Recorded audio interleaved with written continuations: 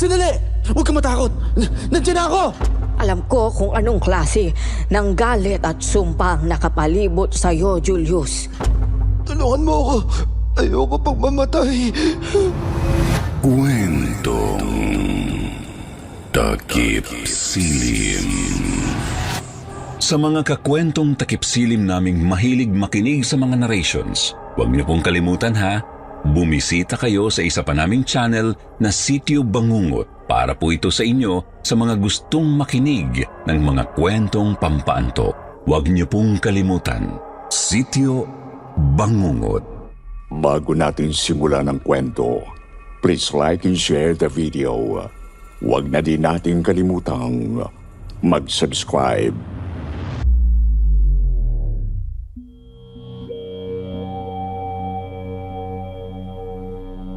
Magandang araw po sa mga staff ng pinakapaborito kong YouTube channel.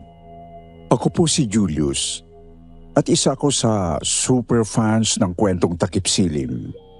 Lagi ako nag-aabang ng bagong kwento ninyo at sumulat ako dahil gusto kong i-share yung nakakatakot kong karanasan. Hindi na ako magpapaligoy-ligoy pa.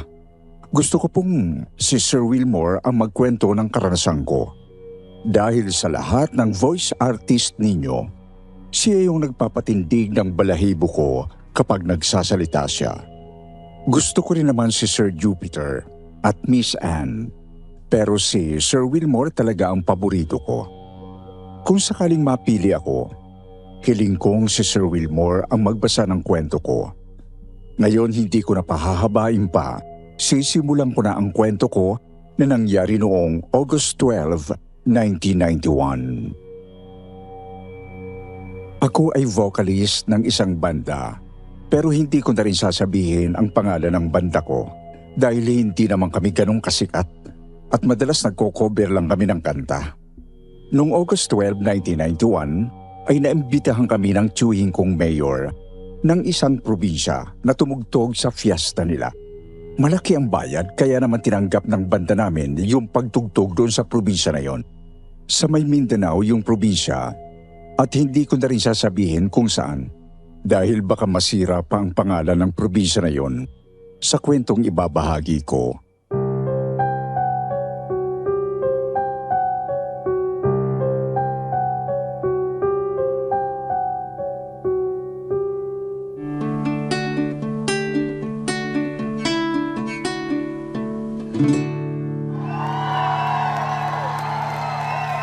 Maraming salamat po sa mga nanood.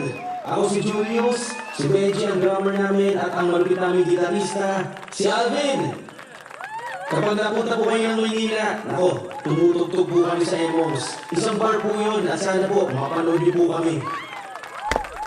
Grabe, kapag liblib na probinsya, bentang-benta tayo. Samantalan doon sa Emons, swerte na natin yung may pumalakpak sa atin. Oo nga. Saka ang laki pa ng kita natin. Salamat talaga sa tiyuhin nitong si Julius. Akalain mo big time pala yung mga kamag-anak nito. Mayor yung tiyuhin eh. Pero grabe ang saya ng crowd kanina. Pagod pero at least sobrang saya. Oo nga eh. Kala ko nga mag-stage dive ka doon sa mga tao kanina. Siyempre naman, kapag si Julius ang kumanta, wala na. Patay na ang mga tao. Lalo na yung mga babae. Hi. Excuse me, kayo yung banda kanina, 'di ba? Uy, ang galing nyo. Lalo ka na. Ay, naku, grabe, Julius. Idol na idol talaga kita eh. Oo nga. Ang ganda ng pag-cover nyo ng kanta. Parang kayo nga yung original singer eh. Wow, salamat. Nakakatuwa namang marinig yan. Oh, parang namumuli yung isa dyan ah. Ano, Funny Julius? Ay na nga ba sinasabi ko eh. Lapitin talaga ng mga chicks sa mga vocalist.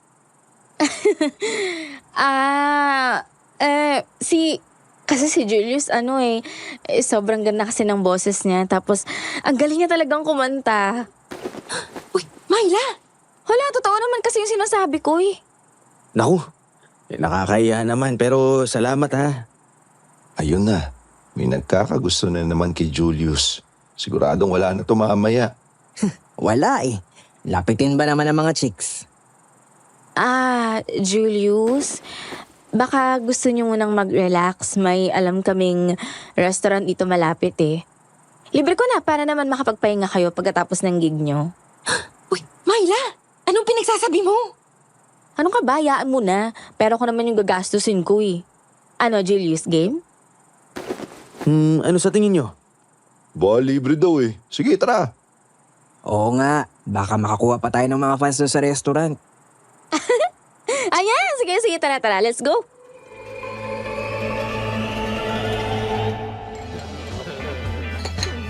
Wow, ang ganda dito ah. Baka maganda nga yung taste ng mga fans natin. Siyempre alam na nila yan. Taga rito sila eh. Oo nga, no? Thank you, Myla and Cindy. Naku, hindi nyo na dapat kami nilibre. Hindi, ano ka ba? Gusto ko lang talagang magpasalamat. Actually gusto namin magpasalamat para ito sa pagpunta nyo sa probinsya namin. Myla, wala sa usapan to eh. Ang sabi mo, gusto mo lang sila makilala. Napakagalante ni Myla dati. Parang bumabaha ng beer at pulutan nung gabing yon. Kabaliktaran naman si Cindy na nakasimangot mula nung pumasok kami sa restaurant. Pilit niyang pinauuwi si Myla pero ayaw naman ni Myla. Naiirita sa amin si Cindy noong buong gabing yon. Nag-away pa nga sila ni Myla, kaya umalis siya noong mag-aalas 12 na. Umuwi na rin si Benji at Alvin matapos ang ilang oras noong umalis si Cindy. Nagkalasingan kami ni Myla. At eto ang isang pangyayaring ikinahihiya ko, Sir Wilmore. Merong nangyari sa amin. So, Julius, kwento mo na. Ano nangyari kagabi ha? Parang tahimik ka dyan pare. Wala yun, pare. Sobrang dami lang nangyari. Pagod ako. Pagod? Eh kami nga ni Benji, gising hanggang madaling araw. Magdamag kami uminom pero okay naman kami. Ubos ang pera namin tuloy. Oo nga. Hindi ka bumalik doon sa hotel nung gabi. Nagising kami ni Alvin pero wala ka sa kwarto mo. Anong ginawa niyo ni Myla ha? Teka, wag mo sabihin. Kung isipin yan, walang nangyari. Walang nangyari? Eh bakit hindi ka makatingin sa amin ng diretso? Mukhang nagsisinungaling ka lang, Julius eh. Alam mo Julius, sa ating tatlo, ikaw yung hindi marunong magsinungaling. Eh paano? Madali kang mabisto. Sige na nga, aminin mo na. May nangyari ba o wala? Ewan ko sa'yo. Oo, pero sige. Eh kung gusto nyong malaman, oo. May nangyari. Pero wala lang yun. Ha? Sabi ko na eh. So okay na ni Myla. Ano, may girlfriend ka na pare? Hindi ganun yun. Wala akong balak makipagrelasyon. Wala akong intensyong maging karelasyon si Myla. Teka ha? Ano? Pero sabi mo may nangyari sa inyo, di ba? Paano mo sasabihin walang ibig sabihin yun? Ay, nangyari lang yun. Tapos umalis ako bago pa siya magising. Hindi ko na siya hinahanap. Saka mas mabuti ng ganito. Ayoko ng komplikadong buhay, no? Ha? Anong ibig mong sabihin? Umalis na ako ng hotel nung umaga pa lang habang tulog pa siya. Ano? Iniwan mo siya nang hindi ka man lang nagpaalam? Ano ka naman ng tinapa. Grabe ka, Julius. Ano mo hindi ko ina-expect to sa'yo? Ay, Julius naman. Hindi mo man lang kinausap. Sigurado naghahanap yun ng paliwanag kung bakit bigla ka na lang umalis. Eh ano namang iisipin niya? Alam ko naman na mas maguguluhan siya kung kakausapin ko pa siya. Pero yun na yun. Ayoko na ng drama. Mas mabuti na nga ganito eh, walang commitment. Ibig sabihin, walang problema. Ay, tinamaan ka ng lintik, Julius. Pare naman eh. Hindi lahat ng bagay pwedeng takasan. Hindi mo pwedeng iwan na lang basta yung tao. Kahit papaano, deserve naman ni Myla ng closure, di ba? Hindi ko kayang bigyan siya ng kung anong inaasahan niya. Kaya mas mabuti pa na ganito. Wala na akong sasabihin pa. Ewan ko sa'yo, Julius. Pero sana naintindihan mo yung ginawa mo. Hindi lahat kayang mag-move on ng ganong kabilis. Sana lang, hindi ka magsisi sa desisyon mo, pare ha. Lumipas ang isang buwan at balik kami ng kabanda ko sa normal. Patugtog-tugtog lang kami sa Emongs, yung bar na kung saan kami regular na tumutugtog. Maayos naman ang lahat. Maliban doon sa isang gabi.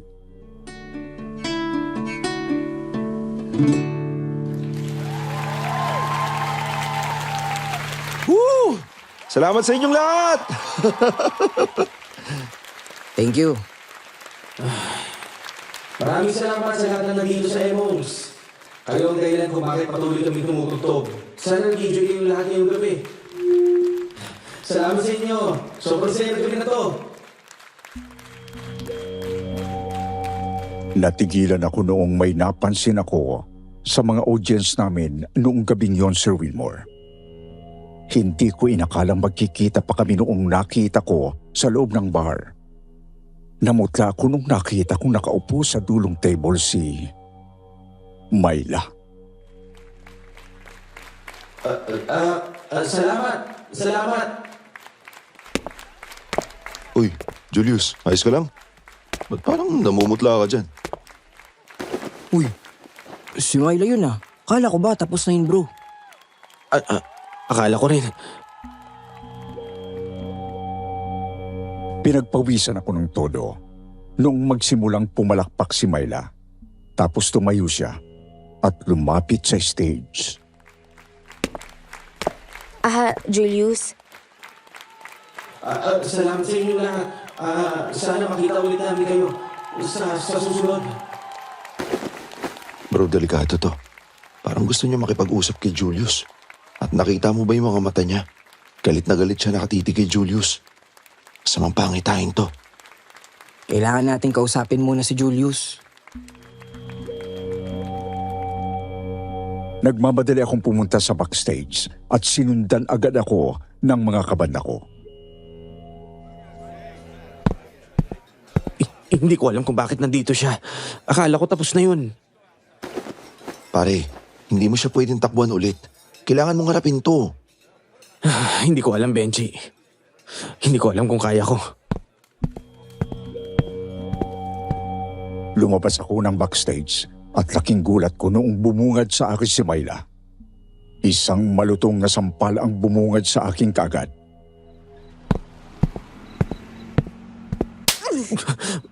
Julius, paano mo nagawa sa akin yon? Myla, I'm sorry. Hindi ko kasi... Sorry? Ha? Yun lang ba? Iniwan mo ko pagkatapos ng lahat? Akala mo ba ganun lang kadali yun? Hindi. Hindi, Myla. Hindi ko sinabi na madali yun. Ang alam ko... alam kong mali ako. Nagsisisi ako. Hindi ko dapat ginawa yun. Hindi kita dapat iniwan nung gabi na yon nang wala man lang paalam o kaya paliwanag. Bakit mo ginawa yun? Bakit mo ginawa yun, ha? Pinaglaruan mo lang ba ako? Ganun ba talaga ako kalit sa'yo? Tingin mo sa akin? Ano ba tingin mo sa akin? Pipitsuging fan ng banda mo? Hindi, Myla. Hindi kita pinaglaruan. Nagkamali ako. Tinakasan ko ang sarili kong takot. Takot ako sa commitment eh. Takot akong harapin ng mga bagay na hindi ko pa kayang ayusin. Pero hindi ikaw ang problema. Ako. Ayoko lang na maging komplikado yung buhay pero napagtanto ko na mali pala yung paraan ko. Bakit hindi mo man lang ako kinausap? Natakot ako. Hindi ko alam kung paano ko harapin ang sitwasyon. Pero hindi yun yung dahilan para saktan ka ng ganito. I was so selfish and I'm sorry. Saan na naman mapatahon mo pa ako? Talaga? Hindi ko alam kung paano natapos ang usapan namin, Sir Wilmore. Pero napatawad ako ni Myla nung gabing yon. Ang mas nakapagtataka pa ay nalaman kong magtatagal siya sa Maynila dahil sinundan niya ako dito. At ako naman parang tanga na pumayag na samahan siya habang naandito siya. Iniisip ko kasing saglit na relasyon lamang ang mangyayari sa amin dahil panandalian lang siya dito sa Maynila. Nagkamali ako. Nagkaroon kami ng relasyon ni Myla at lalo siyang nagtagal sa Maynila dahil sa akin. Nalaman ko na teacher siya pero may malaking business ang pamilya niya. Kaya naman marami siyang pera. Pero nung isang gabi matapos naming magtalik sa isang motel, ay may nalaman akong bagay na itinatago niya sa akin. Kasalukuyan nagsashower si Myla noon at hindi ko sinasadyang malaman ang isang lihim ng karelasyon ko. Julius, nagutom na ako eh. Umorder ka naman ng pagkain. Magpa-room service ka na lang ng makakain natin. Sige, ano bang gusto mo? Ikaw ba? Ikaw nang bahala. Ha? Nahulog yung wallet ni Myla. Teka, ano to? Anong pamilya? May asawa at anak na si Myla. Myla!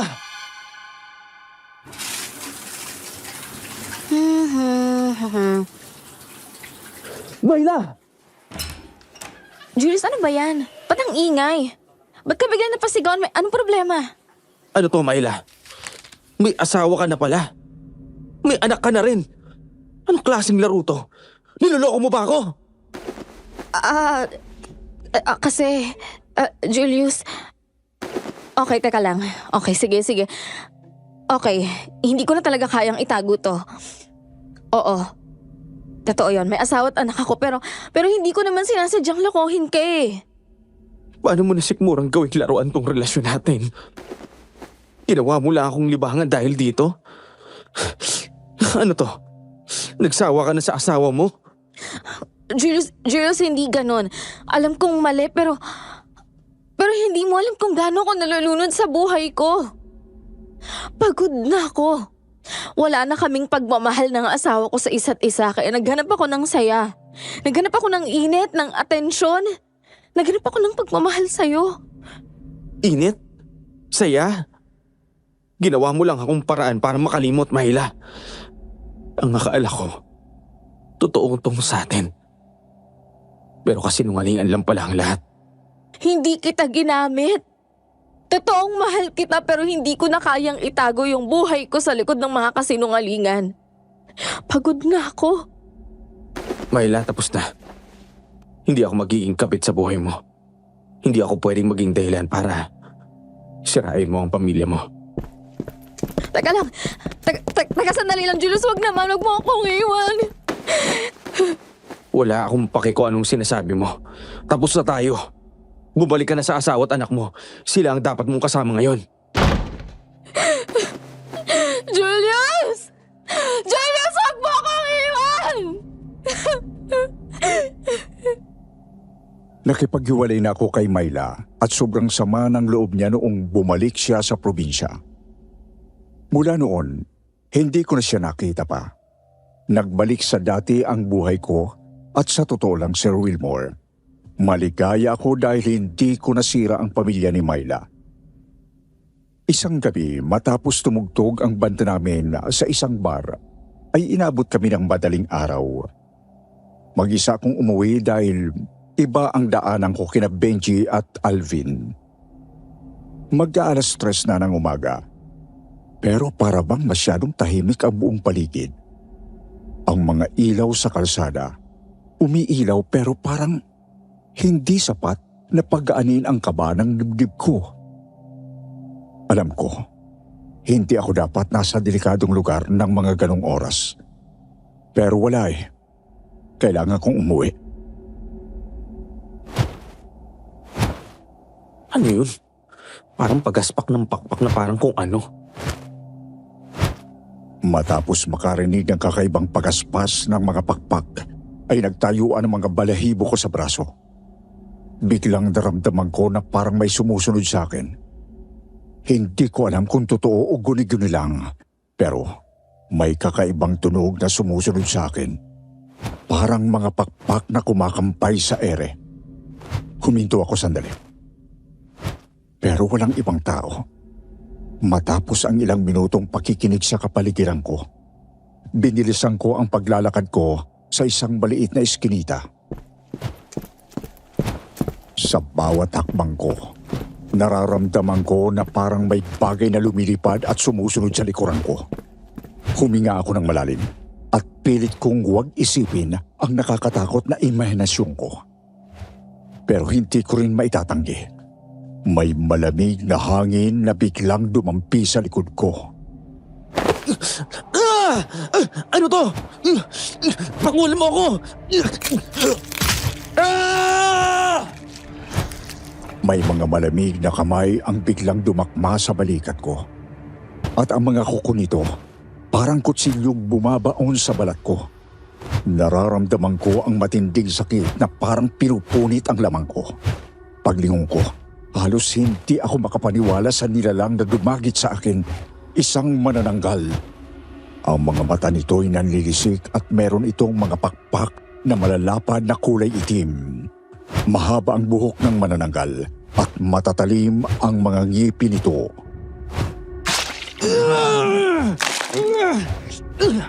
Hayop ka! Ang sakit!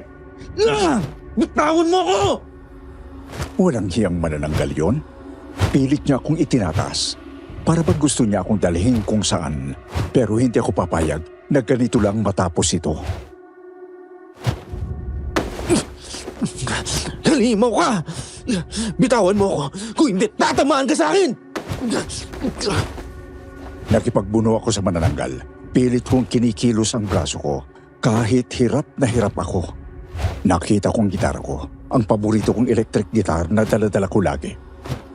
Ayoko mang gawin ang iniisip ko pero wala na akong ibang paraan. Sinunggabang ko ang gitara at buong lakas kong hinampas ang halimaw sa ulo. Parang nawasak yung gitara ko. Halos mabali ito sa tindi ng paghampas ko sa mukha nung manananggal. Tuliro ang manananggal. Natigilan ito. Nakita ko sa mukha niya na nasaktan siya. Ito na ang pagkakataon ko. Bitawan mo ako! Dahil sa pagkilos, nakalaya ako sa mga kamay noong manananggal. Nagmamadali akong tumakbo palabas ng eskinita, habol hininga. Ngunit hindi pa rin tapos ang manananggal sa akin. Lumingon ako. Parating ulit siya. Ang bilis niya parang walang pagod. Wala akong ibang magagawa. Kailangan kong kumaripas ng takbo. Hinahabol niya ako. At sa pagkakataon nakala ko tapos na ang lahat, isang jeep ang dumaan paglabas ko ng eskinita. Agad akong tumalon at sumabit sa likuran ng jeepney. Saktong-sakto. Halos sabutan ako nung buwisit na halimaw na yon, pero sinerte at nakatakas pa rin ako. Kinilabutan ako sa nangyari, kaya naman hindi ako nakatulog ng gabing yon. Ilang araw akong hindi nagpakita kina Benji at Alvin, pero dumating yung punto na kailangan ko silang puntahan. Dala-dala ko ang wasak kong electric guitar at nagdadalawang isip ako kung ikwento ko ba sa kanila yung nangyari. Pare, bakit parang wala ka sa sarili mo? At anong nangyari sa gitara mo, ha? Bakit halos bali-bali na yan? Hindi naman kayo maniniwala sa akin kapag kinuwento ko yung nangyari sa akin eh. Sus, yung drama mo naman. Oo pare, di ba that's what friends are for? Inatake ako ng manananggal kagabi. Ano? Manananggal? Ano yan, horror story? Ayos. Manananggal pala, ha? Baka naman sobrang pagod ka lang kagabi, Julius. Alam mo, minsan kailangan natin ng pahinga. Kung hindi, tsaka kung ano-ano na-imagine natin. Hindi to biro. Totoong nangyari to. May manananggal na umatake sa akin nung isang gabi. Ginamit ko tong gitara ko pang depensa. Pinukpok ko sa ulo yung manananggal. Ang ginawa mong pamalo yung gitara mo? Grabe pare, gitara lang pala yung katapat ng mga aswang, no? Baka gusto magbenta sa Quiapo, aswang-proof electric guitars. Tigilan nyo nga yan. Hindi to kwento lang. Sinabi ko sa inyo may manananggal nga talaga. Narinig ko yung mga pakpak niya. Naramdaman ko yung mga kuko niya sa balikat ko. At higit sa lahat, kitang-kita ko yung manananggal. Halos madala na niya ako sa ere kung hindi ko pa siya nahampas ng gitara ko. Teka, seryoso ka? Baka naman niloloko mo lang kami ni Alvin. Talaga, Chong? Totoo yung sinasabi mo. Pero teka, saan naman nanggagaling yung manananggal na yun? Di naman basta-basta lumalabas ng syudad yun. Hindi ko alam. Bigla na lang siyang sumulpot sa iskinita habang pauwi ako eh.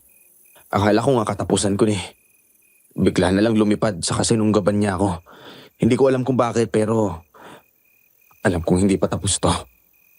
Baka balikan pa ako ng buwisit naman ng uncle na yun. May naiisip ako, tol. Naalala mo si Myla? Si Myla? Ano namang kinalaman ni Myla dito? Yung probinsya nila, di ba kilala yun sa mga aswang at manananggal? Baka may dugong aswang yung Myla na yun. Baka siya mismo yung manananggal na umatake sa'yo. Tigilan mo yan ha. Ayoko ng ganyang biro. Chong, pakinggan mo naman si Benji. Ano ba? Baka pwedeng huwag mong gawing biro to. Hindi si Myla yun. Hindi pwedeng mangyari yun. Pero tol, may punto si Benji. Alam niyo ang kukulit ninyo. Sinabi ngang hindi si Myla yun eh. Ang kailangan ko ngayon yung makakatulong sa akin sa manananggal. Paano ko lalabanan yung lintik na manananggal na yun kung sakaling bumalik siya ulit? Sige nga. Alam ko na. Sa pagkakalam ko, marami siyang gamot at iba pang gamit sa sinasabing panlaban sa mga masasamang elemento ng kabilang mundo. Sigurado kung may alam yun. Kung ano yung panlaban sa mga manananggal, pwedeng-pwede nating puntahan yun bukas. At totoo ba?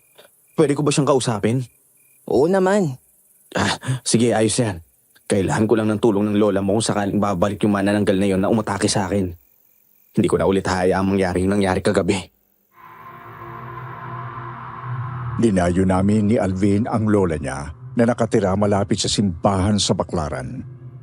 Tumayo ang balahibo ko doon sa bahay ng matanda. Amoy insenso at napakaraming nakatirik na kandila sa loob. Hoy Alvin, sigurado ka bang dito natin matatagpuan yung sagot? Bakit parang kakaiba yung nararamdaman ko? Wala tayong ibang mapagkakatiwalaan, Julius.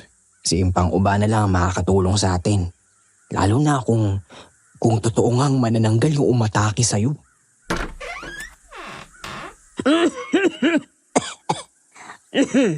Alvin, apo ko. Aba, matagal na kitang hindi nakita ah. Huli kitang nakita nung 12 taong gulang ka pa lang. Kamusta po, Lola? At ikaw, alam kong hindi ka basta-basta pumunta dito. May masamang enerhiya kang dala. Impang Uba na. Siya po si Julius. Inatake siya ng isang manananggal noong isang gabi. Kailangan po naming malaman kung sino yung manananggal. Baka pwede mo po kaming tulungan. Ay, hindi na ako nagtataka, Alvin. Nararamdaman ko na may dilim na bumabalot sa kanya at may kasumpa-sumpang nilalangang may gawa nito. Handa na ba kayong malaman ang katotohanan? Teka. Bakit parang hindi ka man lang nasindak nung sinabi kong mayroong manananggal na umatake sa akin? Dahil ang manananggal at iba pang nilalang ng kabilang mundo ay halos kapitbahay ko na. Kilala ko sila. Sa mundong ito, hindi lahat ng bagay ay dapat ikagulat. Ang mga tulad ko, matagal nang kilala ang mga halimaw na yan. Alam ko kung anong klase ng galit at sumpa ang nakapalibot sa iyo, Julius. Chong, hindi naman may sayad yung lola mo, no? O baka naman taka sa mental. Huy, shh, ano ba? Ayaw mo bang makaligtas dun sa manananggal na yun? Ano? Simulan na natin ang ritual para alamin ng pagkatao ng manananggal na may galit sa iyo. Naglakad palayo ang matanda at nang bumalik ito, may dala siyang kakaibang kutsilyo, itim na kandila at planggana na puno ng tubig. Kung gusto ninyong malaman ang katotohanan, kailangan ko yung dugo mo, Julius. Wala nang ibang paraan. Dugo ko? Anong gagawin mo sa dugo ko? Julius, kalma lang. Alam ni Impang ang ginagawa niya. Ang dugo mo at ang galit mo, ang susi para malaman ang pagkakakilanlan ng manananggal. Handa ka bang harapin ang totoo kahit gaano ito kadilim? Sige, kung ito lang yung paraan, gawin mo na. Akin na yung kamay mo.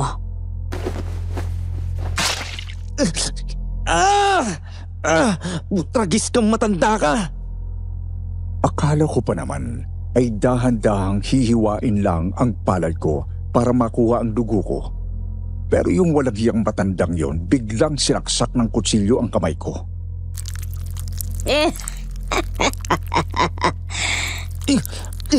Ano ba to? Bakit mo ko sinaksak? Kailangan ko ang galit mo. Kailangan ng ritual ang dugong may puot para lumabas ang katotohanan. Ang daming dugo na tumulo mula sa kamay ko at pinatulo niya ito sa planggana na may tubig. Sinindihan naman ni Impang Ubana ang itim na kandila at pinatulo ang lusaw na itim na kandila sa tubig ng planggana. Maya-maya pa ay may namuunang kakaibang korte sa tubig. Kakaibang hugis noong tumigas na kandila sa planggana. Ipakita mo ang sarili mo! Halimaw ng dilim, sino ka sa likod ng katauhang manananggal? Biglang namatay ang apoy ng itim na kandila. Lumamig din ang hangin sa loob ng kwarto. Nagkatinginan lang kami ni Alvin sa nangyari.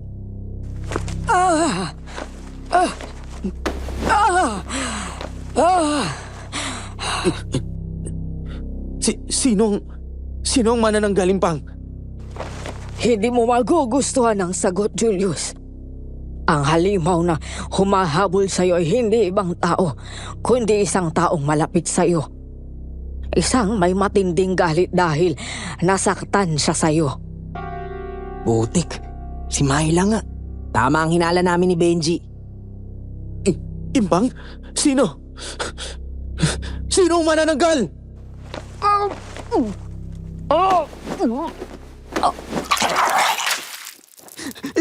Impang Ubana! Biglang sumuka ng itim na likido ang matandang babae. Punong-puno ang sahig ng maitim na malagkit na likido. Lalo akong nasindak noong nakita ko ang kanyang mga mata. Kulay puti ito, na parabang nabulag ang matanda. Hinihingal si Impang Ubana, na parabang may umubos ng kanyang lakas. Bakas na bakas sa kanyang mukha ang sakit na parang may nagpaparusa sa kanya. Kahit hirap na magsalita si Impang Ubana, ay pinilit niyang ihatid ang isang malagim na balita.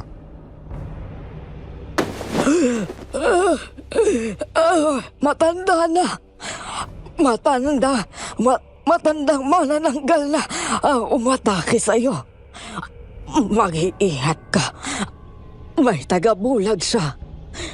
Isa yung uri ng ilusyon para itago ang pagkatao niya. Malakas siya. Impang Ubana! Agad na sinugod namin ni Alvin sa ospital si Impang Ubana. Naiwan si Alvin para bantayan ang kanyang lola at sinabing doon na siya sa ospital magpapaumaga hanggang sa dumating ang mga tiyuhin niya. Sumunod sa ospital si Benji at pinag-usapan namin ang nangyari. Ano? Ganon yung nangyari sa lola mo matapos yung ritual? Shh! Huwag kang maingay. Baka may makarating sa atin na isipin nila si Raulo tayo dahil sa pinag-uusapan natin. So wala din. Hindi rin ninyo nalaman kung sino talaga yung manananggal? Oo nga eh. Hindi na nalaman ng lola ko yung pagkatao ng manananggal. Saka may mas malaki tayong problema. Wala pa akong alam na panlaban sa manananggal kung sakaling atakihin niya ulit tayo. Saka, tingnan nyo na lang kung ano yung mga inabot ko sa kanya. Itinupi ko ang manggas ng t-shirt ko at pinakita ko ang mga sugat sa balikat ko nung sinubukan akong bit-bitin ng manananggal. Nagimbal ang dalawa kong kaibigan sa sugat ko. Anak ng tupa, Julius. Ang lalim ng sugat na yan ah. Parang may nana pa, kadiri. Yak! Targis na to. Anong kadiri? Ibis na maawa ka, nandiri ka pa. Suntukin nga kita sa ngalang-alam mo. Relax lang mga pare. Ako ang sagot sa problema ni Julius dahil meron ako nito. Ano namang katarantaduhan yan? Kinuha ni Benji sa kanyang bag ang isang tuyot na parang patpat na may konting tinik sa dulo nito. Aaminin ko, Sir Wilmore, hindi ko alam na buntot pagi pala ang dala ni Benji. Sira, buntot pagi ito oh. Dumaan ako sa Quiapo kanina at nagtanong-tanong ako ng panlaban sa mga aswang at iba pang kakaibang nilalang. May isang lalaki nagsabi sa akin na mabisang panglatigo o sandata yung buntot ng pagi. Totoo ba yan? Oo, may nakilala akong babae na nagbebenta ng iba't ibang agimat at anik-anik panlaban sa mga aswang. Tapos ayun, binenta niya sa akin to ng 500. Ano? 500 piso yan? Bah, gusto mo yatang kainin ng manananggal eh. Ay nako, sige na nga. Babayaran ko na yan sa'yo. Basta, mailigtas lang ako ng lintik na buntot pagi na yan. Gabi na rin kaya naisipan na namin ni Benji na umuwi na. Naglalakad kami habang pinag-uusapan namin ni Benji ang nangyari sa amin ni Alvin. Dumaan ako doon sa isang public park dahil ang labas noon ay malapit na sa terminal ng jeep. Walang kamalay-malay kami sa kagimbal-gimbal na halimaw na aming kakaharapin. Julius, sarap ng hangin dito no? Medyo nakakatakot nga lang dito sa public park na to. Oo nga, parang may kakaiba. Pakiramdam ko, may nagmamasid sa atin. Uy, sira ulo ka. Kang manakot. Eh sino ba naman kasing gustong dumaan dito? Kung doon tayo sa kabila dumaan, hindi mas maliwanag. Ay, nang lalakarin doon eh. Tsaka pagod na ako, kakaikot ng Quiapo para lang makuha yung buntot pagi na yan. Benji, narinig mo yon? Ano yun? Parang may lumilipad. Benji, yun yung tunog ng pakpak ng manananggal. Hindi nga. Paano na ngayon tayo? Nandito yung manananggal na umatake sa akin noon. Wisit talaga oh. Ang lakas ng kabog ng dibdib ko noon, Sir Wilmore. Pakiramdam ko, para kaming mga sisiw na binabantayan ng isang mabangis na leon. Pwedeng-pwede kaming atakihin ng manananggal kung kailan niya gusto. Ano? Putragis naman kamalasan to. Kayo pa lumabas yung manananggal. Shh! Tumahimik ka, tumingin ka sa paligid mo. Baka mamaya malapit na siya eh. Bakit? Biglang tumahimik. Ah! Benji! Benji! Kitang-kita ng dalawang mata ko noong dinagit at kinaladkad ng manananggal si Benji. Wala akong nagawa kung hindi habulin ang dalawa at magdasal na sana ay mabuhay si Benji. Benji! Sandali! Huwag ka matakot! Nandiyan na ako! Tagaktak na ang pawis ko sa katatakbo pero iniisip ko si Benji dahil biglang naglaho yung manananggal at si Benji sa paningin ko. Anak na! Saan lumipad yung manananggal na yun? Saan niya dinala si Benji? Nalinti ka na! Benji! Nasaan ka na? Benji! Kapit lang, Benji. Andyan na ako. Benji! Julius, tulungan mo ako. Ayoko pang mamatay. Halos simatayin ako sa takot nung nakita ko si Benji na nakahandusay sa sahig malapit sa siso. Duguan ang buong mukha nito at may napakalaking kagat sa braso niya. Punit at wakwak ang t-shirt ni Benji. May mga kalmot din siya sa kanyang dibdib. Diyos ko, Benji. Anong ginawa ng halimaw na yun sa'yo? Utragis, edi kinagat. Kitang-kita mo na nga sugatan ako eh. Pinyaemos ka. Tulungan mo na nga lang ako. Mukhang maayos-ayos ka pa. Mapatawa ka pa eh. Pero teka, bakit puno din ng dugo yung kamay mo? Saka, ano yan? Balisong? Ay hindi, kutsara to. Siyempre balisong. Kitang-kita mo na nga eh. Aray, tandaan naman sa pagbuhat. Anong nangyari? Sinaksa ko yung manananggal habang nililipad niya ako. Ayun, nasaktan yung bruwa kaya kinagat niya ako sabay binagsak dito. Nung narinig na naman namin ni Benji ang pagaspas ng pakpak, alam na namin na babalik na naman ang manananggal para tapusin kami. Nagulat na lang ako nung may hinagis sa akin si Benji. Oh, alam mo nang gagawin mo dyan, ha? Anak ng pati, Ice Pick? Ano to? Miyembro ka ng gangster? Saka, dami mo na magdalang sandata. Huwag ka nang matanong. Basta maganda ka. Saka gamitin mo na yung buntot pagi na binili ko. Anak ng pati! Benji! Mabilis akong dinagit nung manananggal at inilipad gaya ng ginawa niya kay Benji. Bumaon ang mga kuko nito sa tagiliran ko at halos hindi ako makahinga sa sakit. Julius! Julius! Julius! Utragis ka, manananggal ka. Bitiwan mo siya! Hindi mo siya makukuha. Bumalik ka dito! Tumakbo si Benji kahit paika-ika para habulin kami nung manananggal. Pero hindi ko papayag na kainin ako ng halimaw na tumangay sa akin. Pinagsusunto ko yung manananggal sa mukha. Kaya naman, nainis ito at kinagat niya ako sa balikat. Muling bumuka yung sugat ko sa balikat ko na yung manananggal din ang may gawa. Sumirit yung dugo at halos mawalan ako ng ulirat sa sobrang sakit. Rico! Hayop ka! Epog sa'yo! Sinaksak ko ang manananggal gamit yung ice pick na bigay sa akin ni Benji.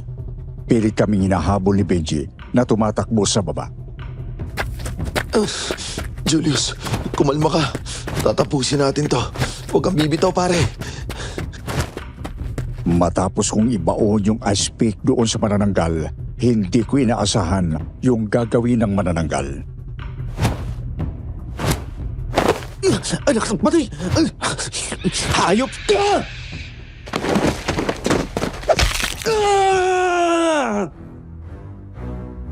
Nilaglag ako ng manananggal sa sahig at ang malas ko dahil nabali yung braso ko pagbagsak ko.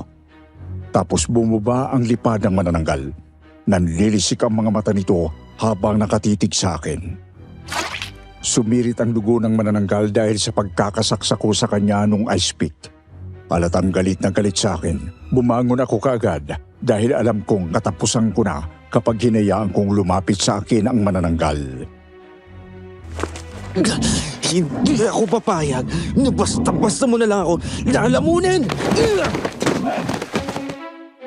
Sugatan kami pareho. Parehas kaming halos walang lakas. Hindi ko alam kung hanggang saan aabot ang lakas ko. Pero kailangan kong tapusin ito ang lahat nung gabing yon. Hindi ako papayag! Ikaw, matatapos na yung gabing halimaw ko!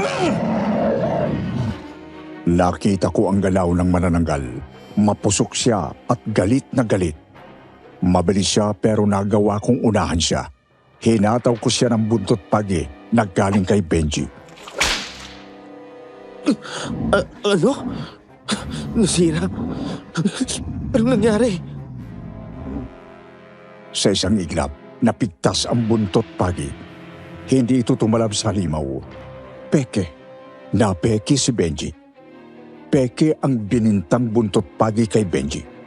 Pero wala nang oras para mag-isip ng tungkol doon dahil kitang-kita ko na pasugod na naman sa akin ang manananggal. Binaon ng manananggal ang kuko niya sa sikmura ko.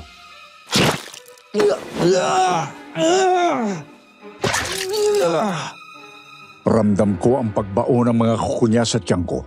Mabilis na sumirit ang dugo sa sugat ko.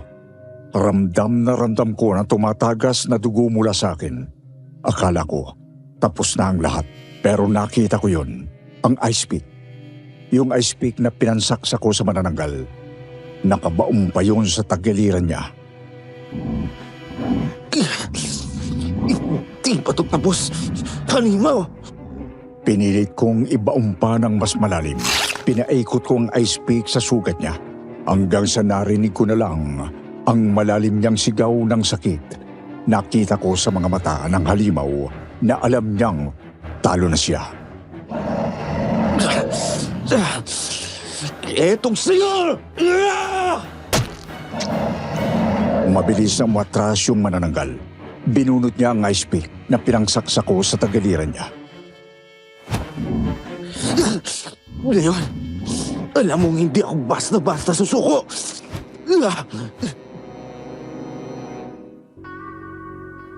Alam kong mawawalan ako ng ulirat dahil sa dami ng dugo na nawala sa akin at sa lalim ng sugat sa sikmura ko.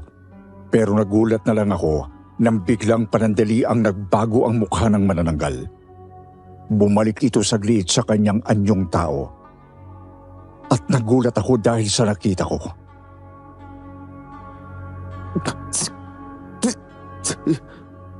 Cindy? Hindi ako maaaring magkamali. Si Cindy ang manananggal. Siya yung babaeng kasama ni Myla nung nakilala namin sila nung tumutugtog kami sa probinsya nila. Nawala na lang ako ng malay at ang huli kong narinig ay ang sigaw ni Benji at pagaspas ng pakpak ng manananggal. Nagising na ako sa ospital kinabukasan matapos kaming nakipaglaban sa buwisit na manananggal na yon. Si Benji ay nakakonfine din sa ospital. Nag-request siya na sa isang kwarto na lang kami.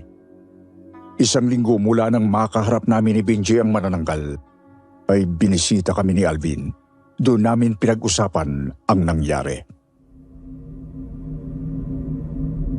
Pare, sigurado ka ba sa nakita mo? Yung manananggal, si Cindy? Paano nangyari yon? Benji, nakita ko talaga siya. Pagkatapos niya akong tangkain patayin, nagbago ang anyo niya. Sandali lang, pero kitang-kita ko.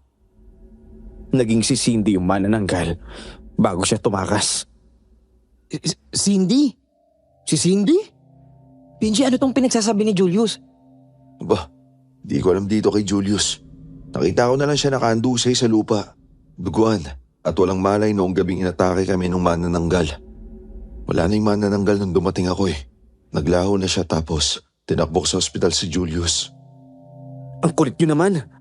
Sinabi ko na ngang nagbabagong anyo yung manananggal at ang totoong katauhan niya nga si Cindy. Bakit si Cindy ha? Kung siya nga yung manananggal, bakit kanya atakihin? Dahil kay Myla? Malamang may kinalaman to dun sa nangyari sa amin ni Myla. Nung nakipag-iwalay ako kay Myla, matapos ko malaman na may asawa at anak na pala siya. Pero bakit nga? Anong dahilan niya para atakihin ka? Alam nyo ba, tumawag ako sa tito ni Julius nung isang araw. Nag-long distance call ako. Pinakwento ko sa tsuhin niya ang nangyari. At may kwento sa akin yung tito mo, Julius. Ha? Ang sabi niya, may narinig siyang bali-balita na si Cindy matagal na palang may lihim na pagmamahal kay Myla. Ano? Si Cindy, tomboy? Mahal niya si Myla? At paano mo nalaman to? Chismis mula sa mga kamag-anak ni Myla. Yun ang sinabi ng tito ni Julius. Matagal na daw tong usap-usapan pero hindi pinapansin ng marami. Ngayon, may rason na tayo para maniwala sa sinasabi ni Julius. Malamang nga si Cindy yung manananggal na yun. Dahil kung mahal niya si Myla at alam niyang si Julius ang dumurog sa puso ni Myla, malamang di gaganti si Cindy kay Julius. Kaya pala. Kaya gano'n na lang yung galit niya. Ginawa niya ang lahat ng to para gantihan ako. Para sa pag-ibig niya kay Myla. Kung tama ang lahat ng to, pre, kailangan nating malaman kung saan na si Cindy ngayon. Hindi natin siya pwedeng hayaan na makawala. Kung siya nga ang manananggal, kailangan siyang hanapin. Lalo na kung alam ni Cindy na alam mo, Julius, na siya ang manananggal. Sinubukan naming hanapin si Cindy pero hindi namin siya makita pa. Lumipas ang ilang linggo, buwan, at hanggang sa taon na ang lumipas, ay hindi na naman ako inatake ni Cindy. Hanggang sa ngayon ay palaisipan sa akin kung ano na ang nangyari kay Cindy. Wala na naman akong koneksyon kay Myla at wala na akong balak gambalain pa siya. Kung nasaan man si Myla, sana ay maayos at buo pa rin ang pamilya niya. Sana rin ay napatawad na ako ni Cindy at sana ay wala na siyang ginambala at sinaktan pa.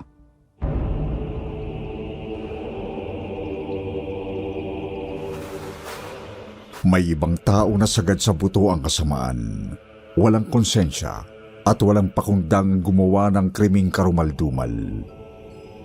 May iba namang dahil sa masamang epekto ng bawal na gamot ay naaatim pagsamantalahan maging ang isang babaeng wala ng buhay. Sa bigat ng pagkakasala ng mga taong walang kaluluwa at sa labis na pagkakaapi ng kanilang biktima, katakataka kayang magbuntis at magkaanak ang isang bangkay? Upang ang karumaldumal at malagim na sinapit niya ay magkaroon ng hustisya at matulukan ang pagmamalabis sa mga taong dahil sa labis na kasamaan ay wala ng karapatang pang mabuhay. Ganito ang buod ng episode natin ngayon na mula sa kwentong padala ng isang taga-Antipolo na nagpapatawag na lamang sa pangalang Nina.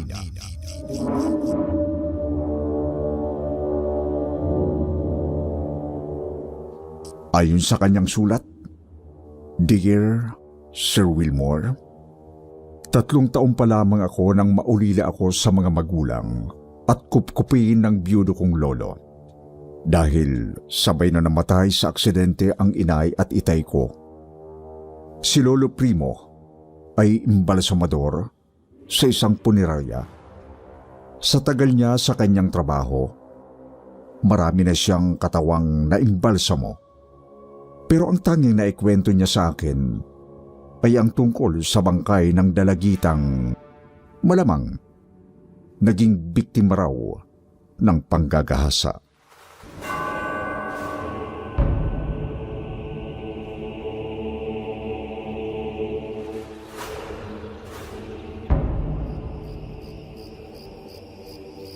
Paano niyo naman po nasabi, Lolo Primo, na malamang ginahasa yung babaeng dinala sa punerarya?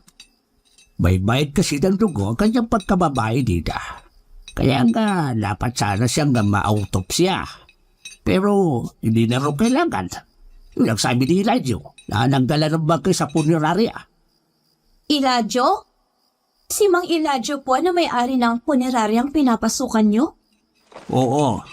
Kasi nga wala naman daw kamag-anak ang dalagitang yun. Na malamang atake raw sa puso ang ikinamatay. Kaya natagpo dyan nakalusi sa kanila na wala ng buhay.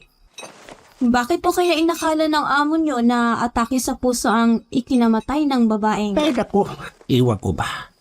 Basta ang sabi niya, asikasuhin ko at gawin ang dapat ko gawin sa bangkay. Ay, naiiniwan ko sa dali sa punerarya. Ay narinig kong itinanong rin kay Mang Elijah ng kanyang asawa. Dahil kapitbahay lamang namin sila. Sa puso ay kinamatay ng dalagitang dinala mo ang bangkay sa punerarya, Elijah. Malamang Amelia, kasi nakahawak siya sa kanyang dibdib nang matagpuan ko ang bangkay niya. Namatay nga kaya siya o pinatay? Bakit ganyan ang tanong mo? At bakit ganyan ang tingin mo sa akin? Na parang pinagdududahan mo ako ng masama. Asawa mo ako, Elijah.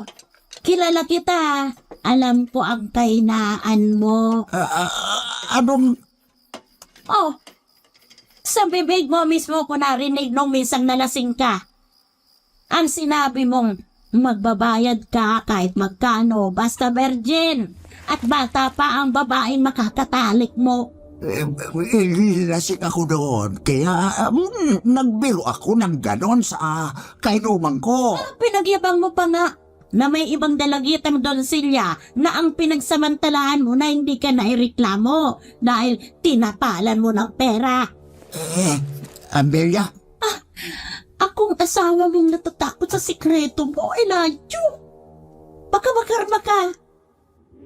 Baka madamay kami ng anak mo sa karma sa'yo. Ang hindi totoong karma. Katarantaduhan lang yon. Sana nga, Elijah. Hindi totoong nang-aagrabyado ako ng ibang tao. Ako ang higit na nakakakilala sa'yo. Kaya nang magpresenta sa akin na maging kasambahay natin ang isang magandang dalagita na ulila sa mga magulang at lumaya sa kanila dahil tinangkang pagsamantalahan ng kung sino. hindi ko tinanggap. Dahil malamang pag-interesan mo siya. Huwag mo akong pagdududahan. Sinasabi ko lang ang totoo, kaya huwag ka magalit. Iniisip mo bang sinadya akong sundan ng dalagitang yon? Para pang samantalahan? Hindi ba? Wala akong ginawang masama. Kaya huwag mo akong pagbintangan, Amelia. Huwag. At baka masaktan kita. Baka mapatay kita.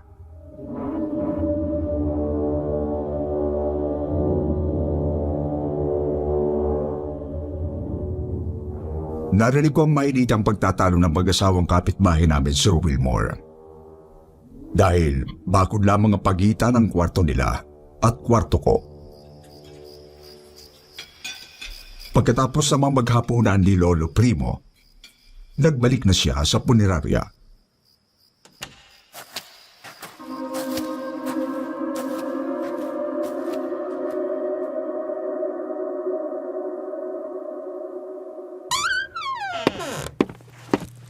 Isara niyo yung pinto ng punerarya, Mang Primo. Bilisan niyo, baka may ibang tao makakita pa sa ginagawa ko rito. Bade, bakit? Bakit dinatan niyo ko rito sa loob ng punerarya? Kata-kata ka ba yun? Iyanak ako ng amo niyo. Kasi wag ko nga nakasusi ang pinto nitong punerarya May duplicate ako ng susi rito, kaya madalas din ako tumitiran dito ng bato. Bade, alam niyo nga adik ako, Mang Primo. Bakit naman dito ka kasi nagbibisyo sa loob?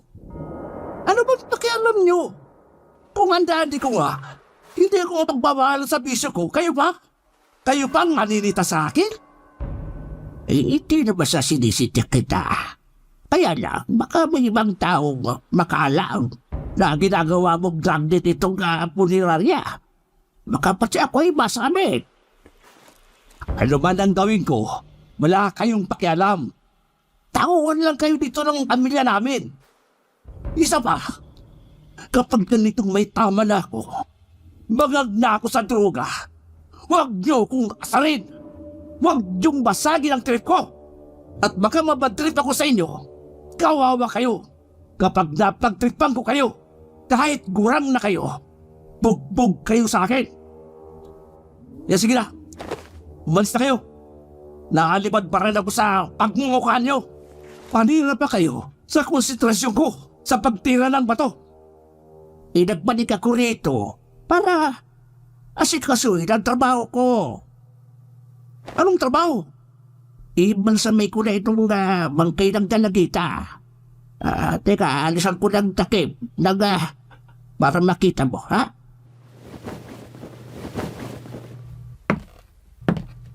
Ha? Teka, Mang Primo. Huwag mo munang imbalsamay ng bangkay. Ang ganda pala niya. At ang kinis. Pagtitripan ko muna yan bago mo imbalsamahin.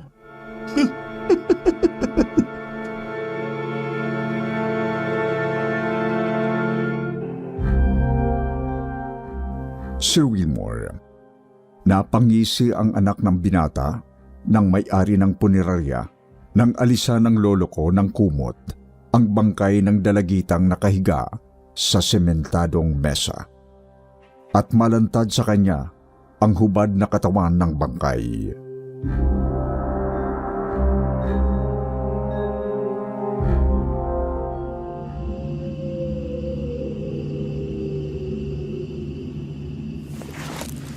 Lumawas ka na rito sa punerarya, Mang Primo. Mumuwi ka na muna sa inyo. Magsasabihan na lang kita kapag hindi mo nang ituloy ang trabaho mo. Iwan muna ako rito na kasama si Ganda, ha? Pero kapag hindi mo ako sinunod, masasagtan ka sa akin at mawawalan ka ng trabaho. Labas na! Bale, labas na!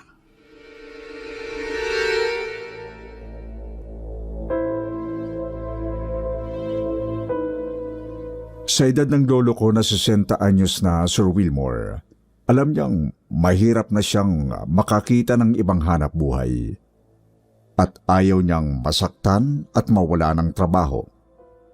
Kaya lumabas siya sa punerarya kahit nahulaan na niya ang karimari-marim na binabalak ng anak ng kanyang amo.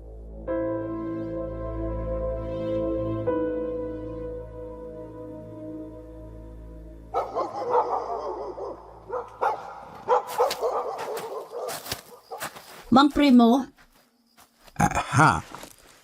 Ay, bakit ho kayo lulugo-lugo na parang problemado kayo? wala na ba na Milya?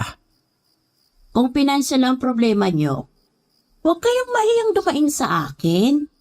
Para ano't naging tauhan kayo sa aming punerarya at magkapit bahay tayo kung hindi ko kayo matutulungan. Napakabait mo talaga, Milya. Mabait ho ako sa mabait, pero masama ho akong magalit. Hindi pera ang problema ko. Teka, saan pala ang punta mo? At nagkasalubong tayo rito sa kanina paggabi na. May pupuntahan lang ho akong kakilala. Makakatulong para malaman ko ang totoo. Para maparusahan ang dapat maparusahan. At para magkaroon ng hustisya, ang dapat magkaroon ng hustisya.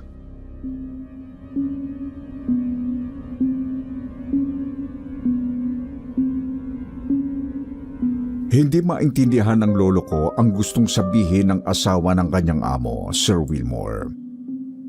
Pero nakaramdam siya ng kaba sa nakita niya sa unang pagkakataon na pagtagis ng mga bagang ni Aling Amelia.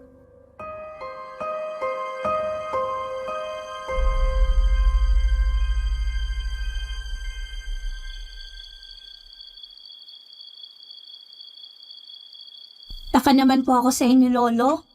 Pagkatapos niya maghapunan kanina, nagmamadali kayong nagbalik sa punerarya. Kasi sabi niyo may aasikasuhin kayong trabaho noon. Hindi po ba, Lolo? Ganun nga din Bakit nagbalik pa kayo rito sa bahay? Kasi kuwan ay may... May nakalimutan po kayo? Wala. Inako. Bakit ang lalim ng butong hininga mo? Kasi Apo, ay...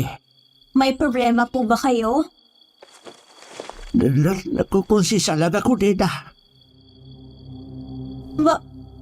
Bakit po kayo makukonsensya? Kasi parang... Nakiisa na rin ako kapag kinusiti ko ang masama at karumal-dumal na ang gawain ng ibang tao. Hindi ko po kayo maintindihan, Lolo. Linawin niyo nga po ang gusto niyo sabihin. Nalalabuan po kasi ako sa inyo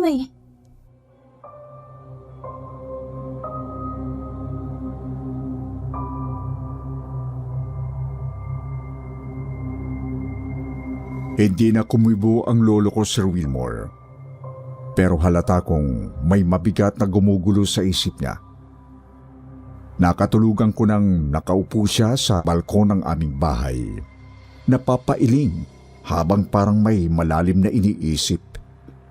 At madaling araw na nang magising ako dahil sa pagtawag sa lolo ko ng anak ng kanyang amo.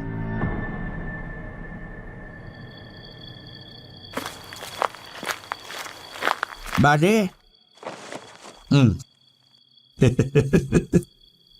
Okay na bang primo? Pwede ka na magbalik sa punerarya para gawin ang trabaho mo. Dahil nagawa ko na roon ang gusto ko. At surb na ako kay ganda.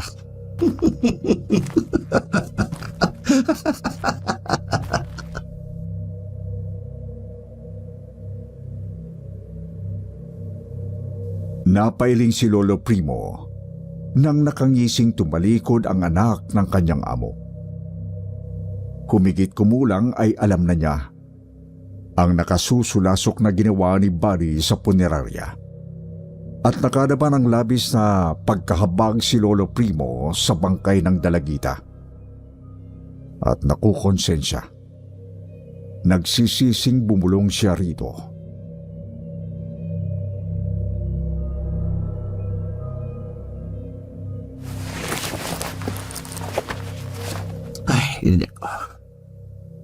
Hindi.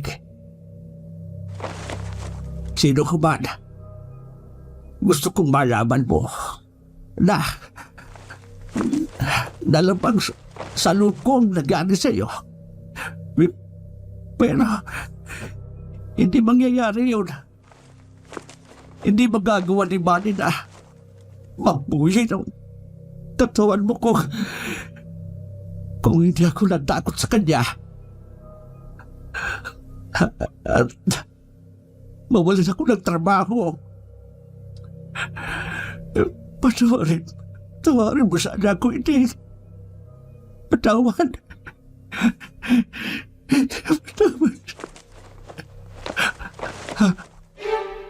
Ano ito? Nakikita ko. Bakit? Paano nangyari ito?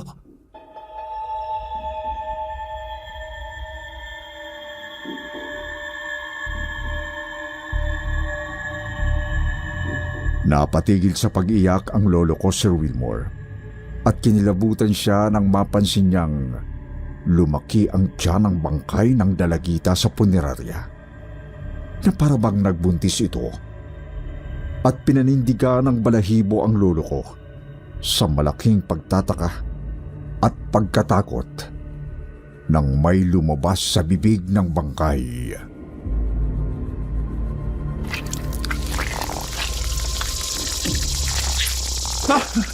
Mga bubuyong, mga gagamba, nalakdan at ibang makamandag na insekto. May lumalabas na insekto sa bunganga ng bangkay.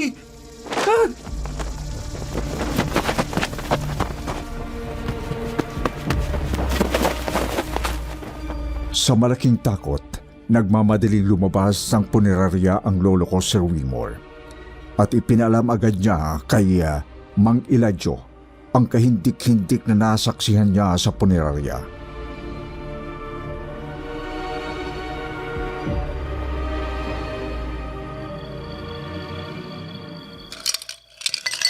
Lasing ka ba, Mang Primo? Bangag ka ba sa droga? Hindi lang ito. Mali na mag-isip ko dahil hindi ako nagbibisyo. Totoong sinasabi ko sa iyo. Kaya kahit gabing-gabi na kumatok ako sa bahay ninyo. Paano magbubuntis ang bangkay ng dalagita sa punerarya? Paano lalabasan ang bibig niya ng mga insekto? Hindi ko maintindihan. At labis na pinagtataka ko. Kaya humingi tayo ng tulong sa barangay o sa mga pulis. Hindi, Mang Primo. Huwag na huwag kang lalapit kahit kanino. Eladio? Hindi ako naniniwala sa mga katarantaduang pinagsasabi mo. Pero kapag napatunayan kong tinatakot mo lang ako, maghanap ka na ng ibang trabaho. Hindi ko kailangan sa punerarya ko ang imbalsamador na siraulo.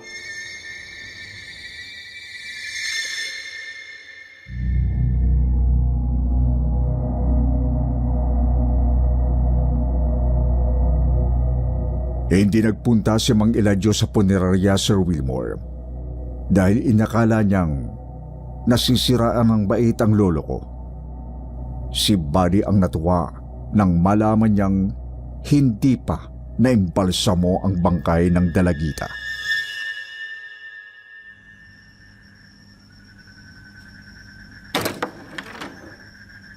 ayos. Sakto lang ang ginawa mo, Mang Primo. Wala akong ginawa sa punerarya, Bande. Ha? Hindi mo na imbalsamo ang bangkay ni Ganda? Kasi nga saka mo na gawin ang trabaho mo, Mang Primo. Saka mo na imbalsamahin si Ganda. Kapag nagsawa na akong pagtipan siya, ha?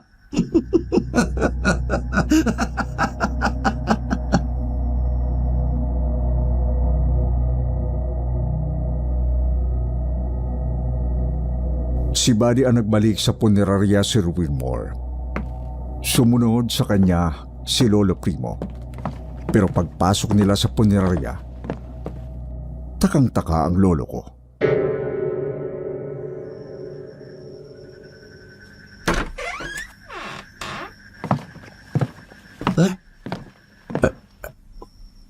Umipis na ang tiyan ng bangkay. Talagang umimpis ang tiyan ni Ganda, Mang Primo. At hindi na nilalabas siya ng mga makamandag na insekto ang bunganga niya. Talagang wala namang lalabas na mga insekto sa bibig niya. Hell, nananakot ka lang. Bakit ako mananakot, buddy? Para kung sinsen ako at hindi ko napagtripan ang katawan ni Ganda. Buddy, nagkakamali ka. Lumabas ka na rito, ang primo. Iwanan mo na ako. At ako na uli ang bahala kay Ganda. Kahit malamig at matigas na ang kanyang katawan, pagtitripan ko uli siya, ha? Buddy, pakiusap. Huwag mo nang magbuli ng bangkay. Luwayas ka na rito, ang primo.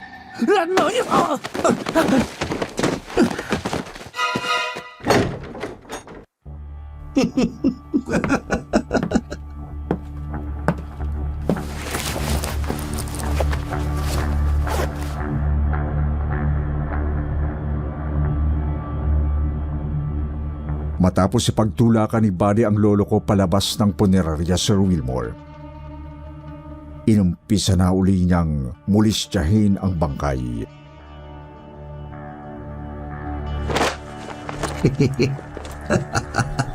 Ngunit habang halos tumulo ang kanyang laway sa labis na pagnanasa sa ginagawang karumaldumal sa bangkay, nakarinig siya ng matinis na iyak ng sanggol.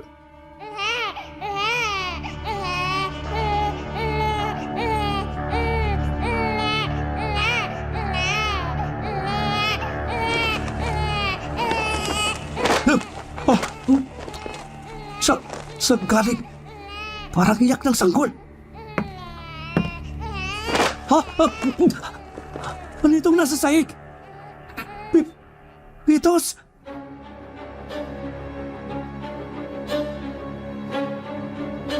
Sir Wilmore, ang matinding pagnanasa ni Buddy ay napalitan ng kilabot nang makakita siya ng umiiyak at kumakawag na fetus sa sahig, at sinakmal siya ng sindak nang ang fetus na may bahid ng dugo sa buong katawan ay tumayo.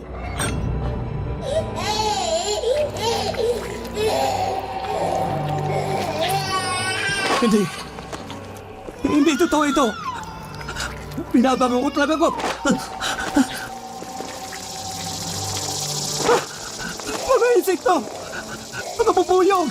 Nagkamba, alaknan, at ibang makabantang na insekto! Bakit? Paano nagkaroon ng mga insekto at pitos dito sa loob ng punerarya? Ha?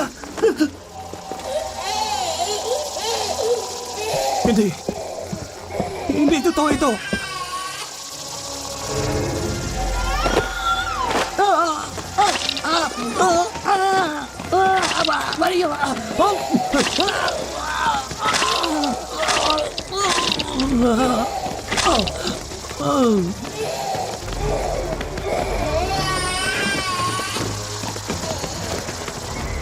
Sir Wilmore, hindi tuluyang umalis ang lolo ko nang ipagtabuyan siya ng anak ng kanyang amo, at palihim siyang sumilip sa maliit na siwang sa bintana ng punerarya. Kaya nakita niya ang kahindik-hindik na nangyari kay Buddy, at sa malaking takot ng lolo ko, nagmadali siyang umuwi at ipinaalam sa akin ang malagim na kanyang nasaksihan.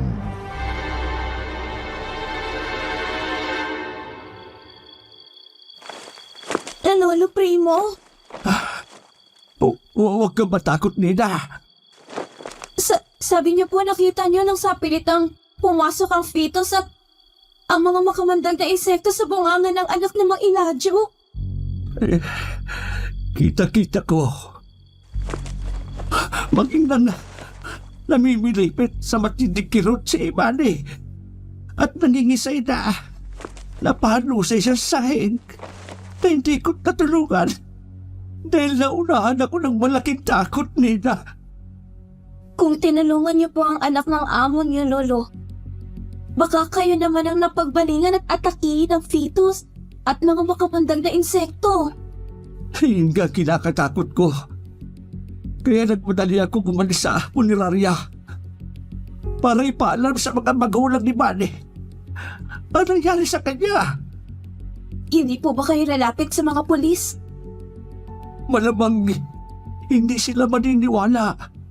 Lolo, ipaalam niyo rin sa mga pulis ang mga kababalaghang nangyari sa punerarya dahil... Dahil ano? Ano? Dahil baka tayo naman po ang sumunod na atakihin ng fetus at ng mga makamandag na insekto.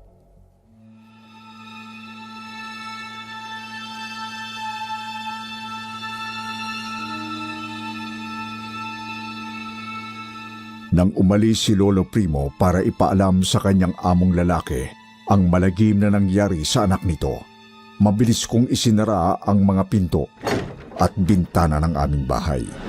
At ipinagdasal kong sana hindi kami madamay na maglolo sa hiwaga at lagim na nangyari sa punerarya.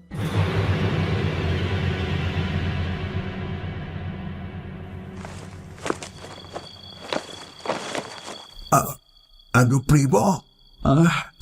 Nagkaroon ng pitos at mga makakamandag na insekto sa loob ng punerarya? Oo, Eladio. Sa maniwala ka, Sandy. Sa pilitan na pumasok ang pitos at mga insekto sa bunga ng anak mo. Paano? Bakit nangyari yun? Ang suspitsa ko, maaari kagawin yun ng mababarang. Mambabarang?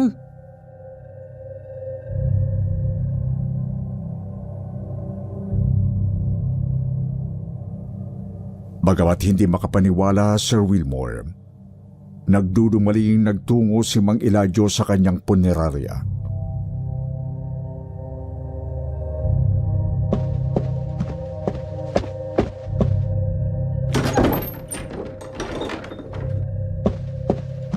Bade! Totoo nga? Nakadusay sa sahig nitong punerarya ang anak ko. Pinakamamahal na anak ko.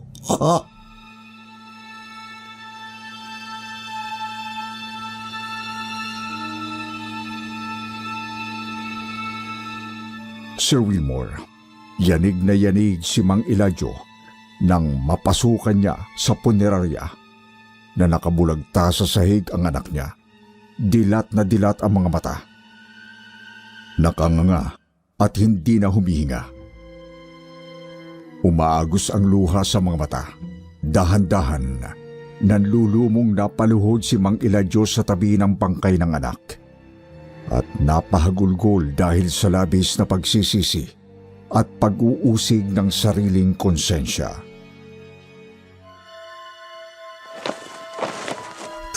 Totoo ang karma. Pero ako ang nagkasala. Ang masama. Bakit hindi sa akin tumama ang parusa ng natin sa mga nagawa ko? Bakit sa anak ko? Sa nag-iisang anak ko. Mahal na mahal ko. Kaya pati ang masama niyang bisyo. Kinonsinti ko. Kasalanan mo ang sinapit ng anak natin, Eladio. Oo, kasalanan ko. Inaamin ko. Masama akong tao. Marami na ako ginagrabyano. Kasama na ang ginawa ko sa nalagitang tumanggi sa malaking halagang inalo ko sa kanya. Kaya pinagsamantalahan ko siya. At nang manlaban ay nasa kanan napatay ko. Inang hindi ko sinasadya. Kaya pinalitaw kong sakit sa puso ang ikinamatay niya. Naging masama ka. Pero nakagawa rin ako ng pagkakamali. Pero kahit kanino, Dahil kahit sa gitna saan, sa buto ang kasamaan mo, kahit kailan, wala na akong maisip handa na kong paraan patotohanan para sa magbago ka. ang kahindik-hindik Kaya na kahit nangyari alam noong kong araw, masama, lumapit dahil sa ako sa isang mambabarang. anak Nagugmawa ng ng paraan bangkay. para matulungan ang kasalanan mo. At magbayad tayo din nag-agrabyado sa kawawang dalagita. Kaya kahit bangkay na pala, pinagsasamatalaan pa ng anak mo. Kaya nadamay siya sa lagkim ng ating ng kapangyarihang itim ng mapaparang. Nagsisi ako. Sisisi ako sa mga nangangakabit ako. Pinapagsisisi natin ni Ladyo. Ulit-ulit na.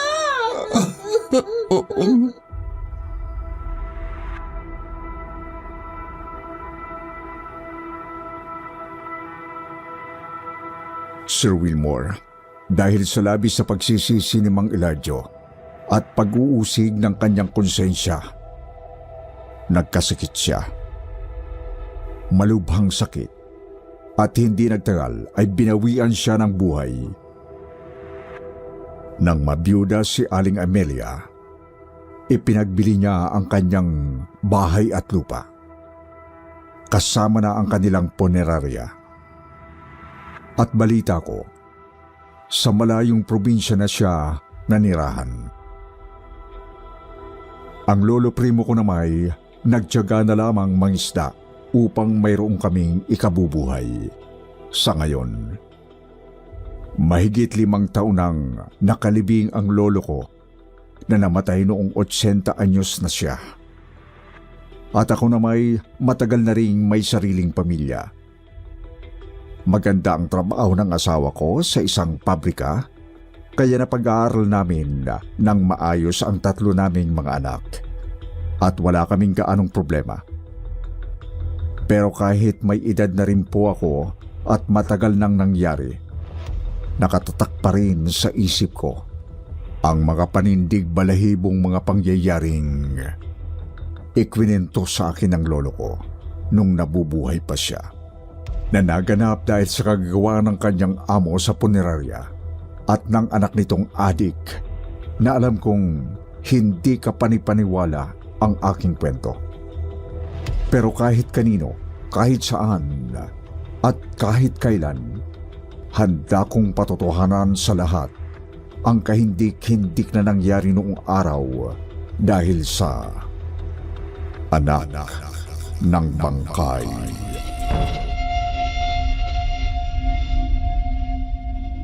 Kung minsan talaga ay may makakasalubong tayong kakatwang nilalang sa mga hindi inaasahang lugar. Halimbawa na lang ay sa mga pangkaraniwang paaralan o kahit sa kalsada. Itong 2 mga letter sender nga natin ngayong araw ay may naranasang mga kababalaghan sa mga gasolinahan. Oo, tama kayo nang narinig. Kahit sa ibang mga gasolinahan ay may mga kakaibang nilalang din na namamalagi o napapadaan. At maaari rin silang makapagdulot ng matinding hilakbot sa ating mga mortal. Anong kilabot kaya ang naranasan ng ating mga letter sender sa 2 magkaibang gasolinahan? Posible kayang maranasan din natin ang parehong mga tagpong ito habang bumibiyahe? Sasagutin natin ang mga katanungang yan sa ating bagong episode ngayon dito sa Kwentong Takip Silim.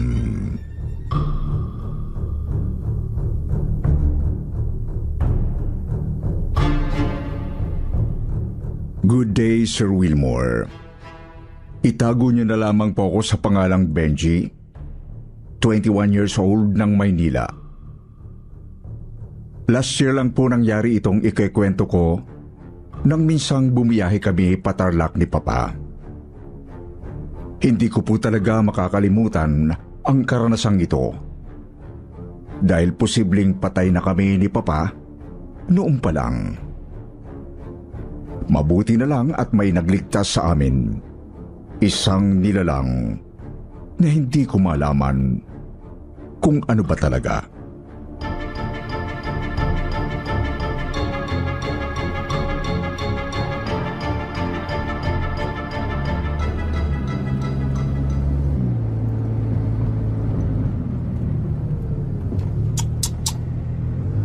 Mukhang may problema tayo Benji. Anyari pa? Ba't parang umuuga ng konti itong kotse? Mukhang na-flat yata ang isang gulong sa likod. Nako, paano po yan? Malayo pa po tayo, di ba? Sobrang layo pa natin. Bulacan pa nga lang tayo eh. Kailangan muna nating huminto para palitan yung gulong. Buti may reserba tayo. Huminto? Pa, doon oh. May gasolinahan doon. Baka pwede po nating ipasok ng konti yung kotse doon para hindi sagabal sa kalsada. Oo, pwede na po dyan.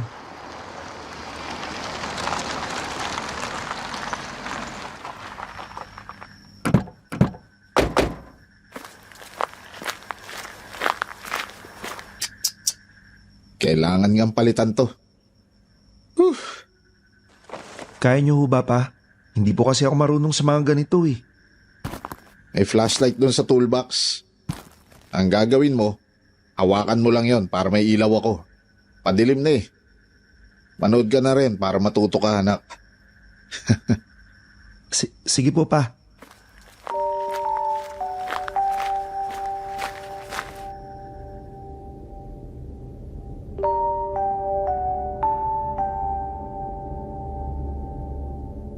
Kinuha nga po namin ni Papa ang toolbox at ang reserbang gulong para makapagsimula na. Bandang 6:00 ng gabi noon at kumakagat na talaga ang dilim. Kaya malaking tulong ang flashlight kay Papa. Habang naghahanda, ay hindi ko naman maiwasang masdan ang dumidilim na paligid. Halos walang ibang tao sa kalsada. Kasi highway yon at paggabi na. May mga kabahayan sa tapat na bahagi ng highway. May katabi ring gusali ang gasolinahang pinaghintuan namin. Ang mismong gasolinahan naman ay abandonado na pala. Wala ng tao, tapos lumang-luma na ang mga posteng kinalalagyan dapat ng mga hus ng langis. At wala na rin yung parang mga calculator sa mga poste. Nagpalingalinga pa ako habang hawak ang flashlight. Ilang sandali pa ay napansin ko ang isang taong grasa sa kabilang dako ng gasolinahan. Nakaupo pa sandal sa lumang sementong pader.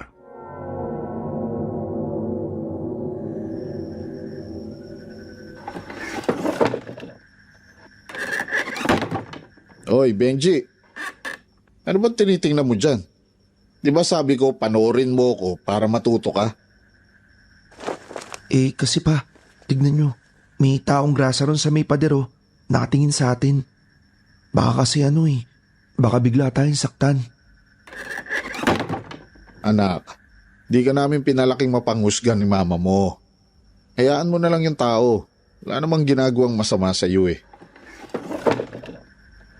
Paano po kung... Paano kung hindi naman pala talaga yan mapanakit? Wala pang ginagawa yung tao, parang sinisintensya mo na sa utak mo.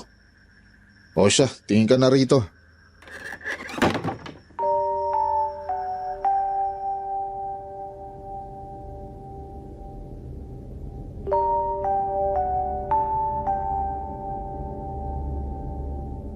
Ibinalik ko ang pansin sa ginagawa ni Papa Sir Wilmore. Hindi ko nga lang talaga maiwasang mayat mayay magsulyap doon sa taong grasa. Hindi man matalim yung titig niya, pero kakaiba kasi ang nararamdaman ko sa pagmamasid niya sa amin. Hanggang sa natapos na nga si Papa sa pagpapalit ng gulong. Nakatingin pa rin sa amin ang taong grasa. Hindi talaga siya kumikilos sa kinauupuan niya.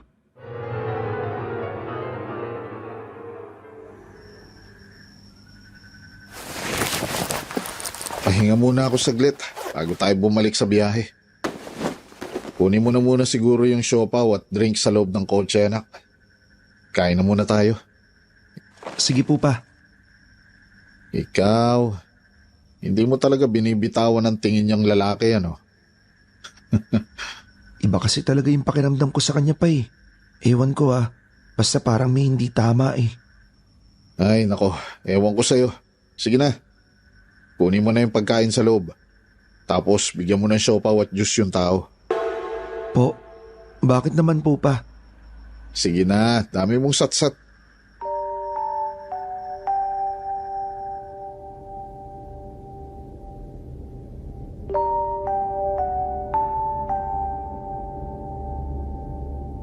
Sinunod ko po ang sinabi ni Papa. Kinuha ko yung mga pagkaing nabili namin sa isang convenience store. Binigay ko kay Papa yung supot. Tapos nilapitan ko yung pulubi, dala ang isang siopaw at isang plastic na bote ng orange juice. Tinitigan lang ako ng taong grasa habang naglalakad papalapit sa kanya, Sir Wilmore. Tanaw ko sa liwanag ng poste ng ilaw, yung balat niyang nangingitim sa dumi. May mga langaw pang ang pumapalibot sa kanya. Pero hindi mismong itsura niya ang nagbibigay kilabot sa akin, kundi ang titig niya na parang may kahulugan.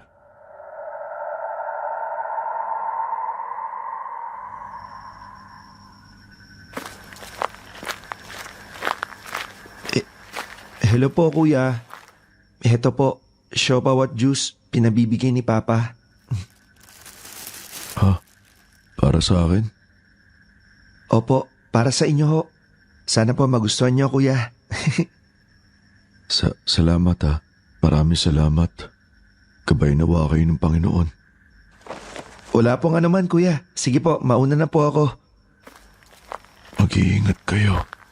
Huwag kayong tumuloy sa daan na to. Lumiko kayo pabalik at sa kabilang kalsada na lang tumaan. Hindi dapat mapahamak ang mabubuting tao tulad nyo. Po, anong... Nasaan na yun?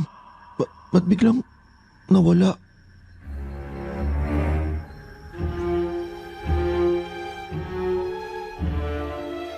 Nalayo ng husto ang balahibo ko noon, Sir Wilmore. Napaka-imposible kasing mawala na lang bigla yung taong grasa eh.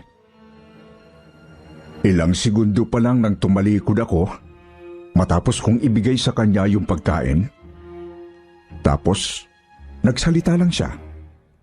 Lumingon ako at wala na akong nakita. Wala rin siya sa paligid ng gasolinahan o kahit sa kalsada. Kaya naman, napakaripas ako ng takbo pabalik kay Papa.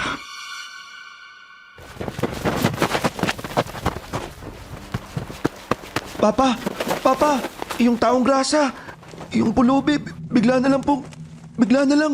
Minahong ka nga, Benji. Ano bang nangyari para kang hinahabol ng multo? Tsaka, asa na yung pulubi? Yun nga mismo pa, bigla siyang nawala. Anong biglang nawala bang sinasabi mo? Sandali ko lang naman inalis yung tingin ko sa inyo nang uminom ako ng juice eh. Paano mawawala yun? Ikaw, Benji baka naman tumakbo kasi tinakot mo o ano. Bapa naman kung tumakbo yun, hindi dapat napansin mo sana. Hindi ko alam kung bakit. Basta tumalikod ako pagkabigay ko ng pagkain Tapos sinabi niyang wag daw tayong tutuloy sa daang to. Pagkalingon ko ulit sa kanya, wala na. Bakit naman daw hindi tayo dapat tumuloy sa kalsada na to? Hindi ko rin alam pa Sabi lang niya, sa kabila na lang daw tayo dumaan. Hindi daw tayo dun mapapahamak. Benji, tapatin mo nga ako. Nag-a-addict ka ba? Papa naman nagsasabi po ako ng totoo. Oo siya, tara na sa loob. Alis na tayo. Lalo tayong gagabihin sa daan nito Tutuloy po tayo sa kalsada na to? Anak, masyado na tayong mapapalayo kung iikot pa tayo.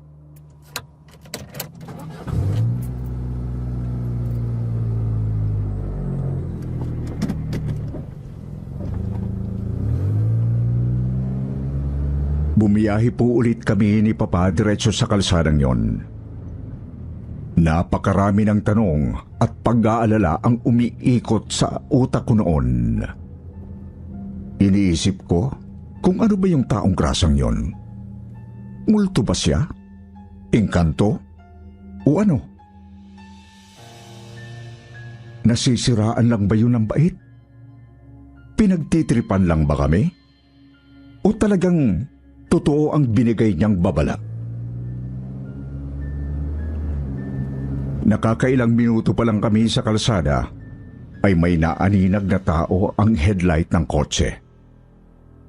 Nakatayo ito sa gilid ng kalsada, tsaka kumakaway sa amin.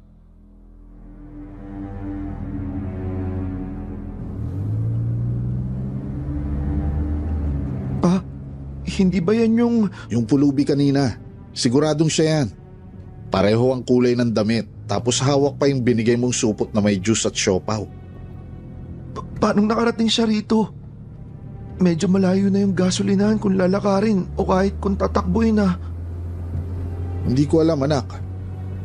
Hindi ko alam.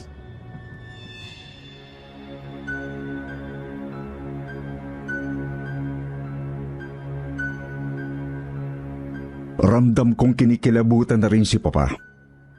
Lalo na nang binilisan niya pa ang pagpapatakbo ng kotse. Tahimik lang kami sa loob, bagamat pareho naming iniisip kung ano ba talagang dilalang ang nasabing pulubi. Tuloy-tuloy lang ang pagpapaharurot ni Papa sa kotse. Hanggang sa nagulat na lang ako nang bigla siyang magpreno ng malakas. Huminto ang kotse sa gitna mismo ng kalsada at nanlaki ang mga mata ko sa nakita ko sa harap. Anong maligno ba yan? Ano bang kailangan niyan sa atin? Paano nakarating na siya agad dyan sa harap mismo ng kotse? Ang bilis ang takbo ng kotse. Imposibleng mahabol niya tayo pa. Tingnan mo yung sinisenyas niya sa atin. Gusto talaga niya tayong umikot at bumalik sa dinaanan natin. Sundin na lang siguro natin pa, kesa naman mapahamak pa tayo dahil sa kanya. Baka madisgrasya pa tayo.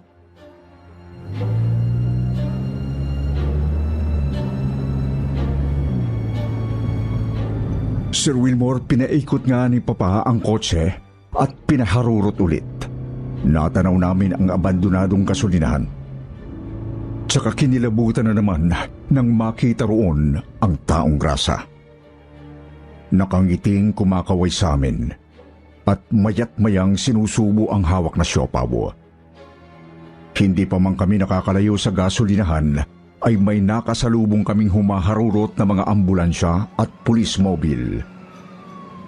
Hindi ko alam kung saan sila pupunta. Basta lalo akong kinabahan nang makita sila. Tinahak nga po namin ang kabila at mas mahabang daan na Sir Wilmore. Inabot nga po kami ng hating gabi bago nakarating sa Tarlac. Sa kabuuan ng biyahe ay walang tigil kami ni Papa sa pag-iisip kung ano ba talaga ang nilalang na yon. Hanggang sa nagulat na lang kami nang may masagap kaming balita kinaumagahan. Doon sa mismong kalsada na una naming tinutumbok, nagkaroon ng karambola ng iilang mga sasakyan. May nadamay na mga kotse, van at bus. Nangilabot kami nang maisip na malamang damay kami sa aksidenteng yon kung hindi kami lumiko.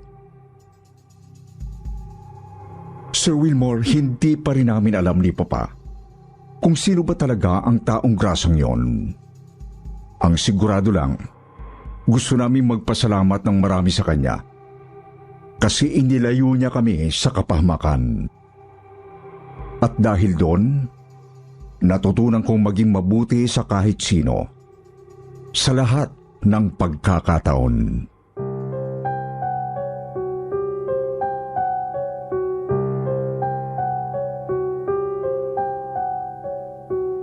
Sapi sa gasolinahan.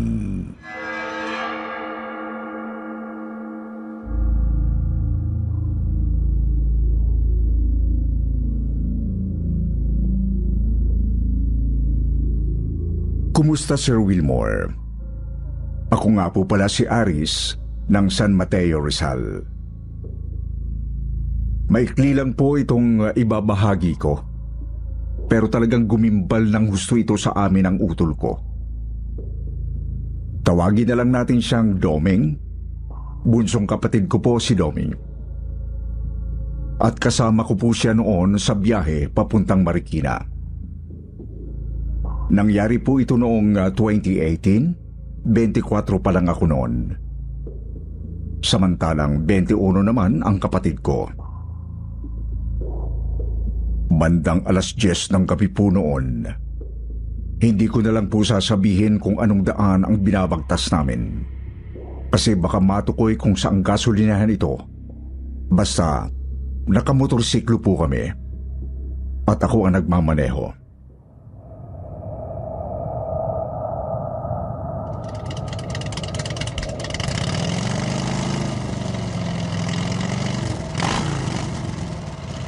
Tol, papagasolina muna ako ha. Paubos na yung gas natin eh. Para dire-diretso na rin ang biyahe natin mamaya pag-uwi.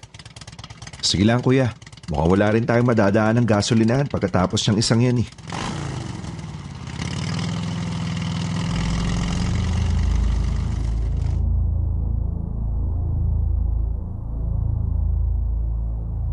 Sir Wilmore, pagkapasok pa lang ng motorsiklo sa gasolinahan, bigla nang tumayo ang balahibo ko.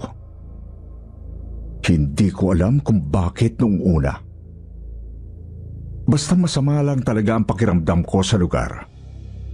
Yung bang may masamang presensya na hindi ko matukoy. Ang totoo po kasi niyan, bata pa lang ako, ay aktibo na ang third eye ko. Kaya nakakakita ako ng mga kaluluwa at iba pang mga elemento. Tapos, mabilis ko rin silang nararamdaman.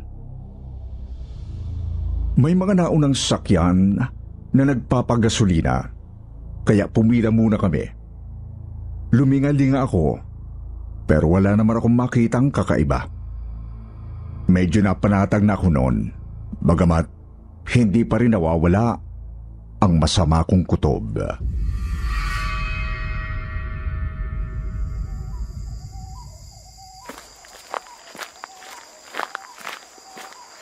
Kuya, ihi muna ako ah. Puputong na tong puson ko eh. Sige, basta bilisan mo lang. Hintayin lang kita doon sa kabila kapag natapos na to. Sige kuya.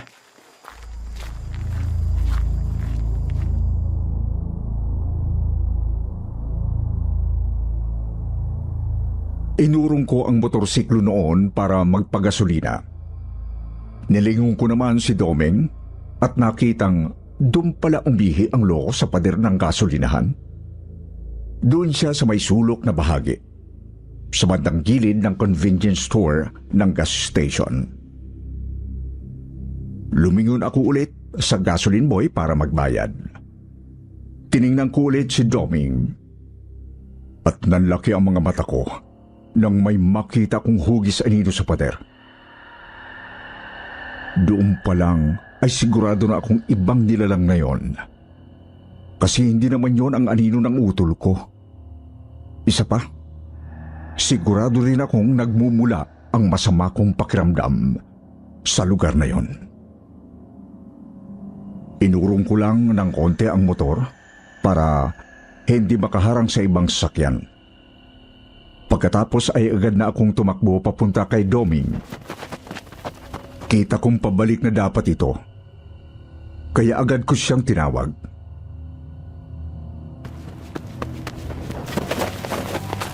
Tol! Doming! Bilisan mo! Takbo! Pumunta ka na rito! Dali na! Ano bang problema mo kuya? Parang kang inaabol. Doming! Hindi! Doming!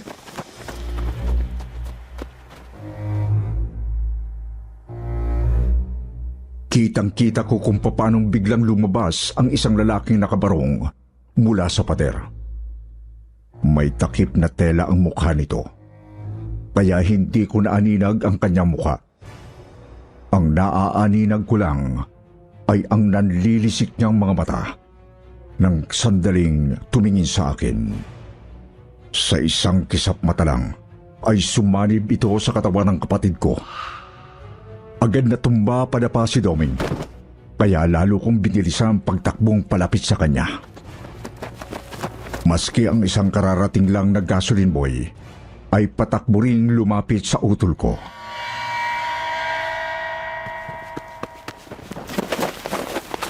Doming! Doming! Doming, gumising ka! Doming! Utol naman oh! Gumising ka! Anong nangyari rito? Ba't bigla siyang hinimatay? Kuya, tulong. Tumawag po kayo ng pare, bilis. Ha? Ba't pare? Hindi ba dapat doktor ang tawagin ko? Sinapian ng kapatid ko. Bilisan niyo na ho! Naloko na. Ano bang nangyari? Ano bang ginawa nitong kapatid mo? Huwag kayong tatawag ng pare, mga hangal. Doming? Huwag kayong tatawag ng pare. Huwag kayong tatawag ng pare. Huwag kayong tatawag ng mga buwis na pare. Huwag kayong tatawag ng mga siraulong pare. Akin na ang katawan ng bastos na to. Akin na to.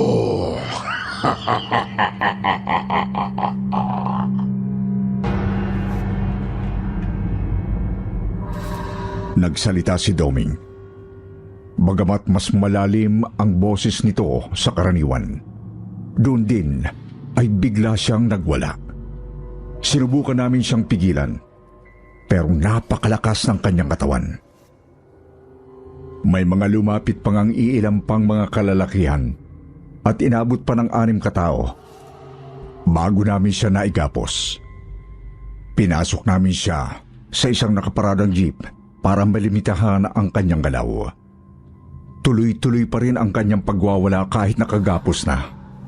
Lalo pa akong nahintakutan nang biglang nagbago ang itsura ng kapatid ko. Nangitim ang kanyang balat. At nagnanaknak. Para talagang nasunog kong titingnan.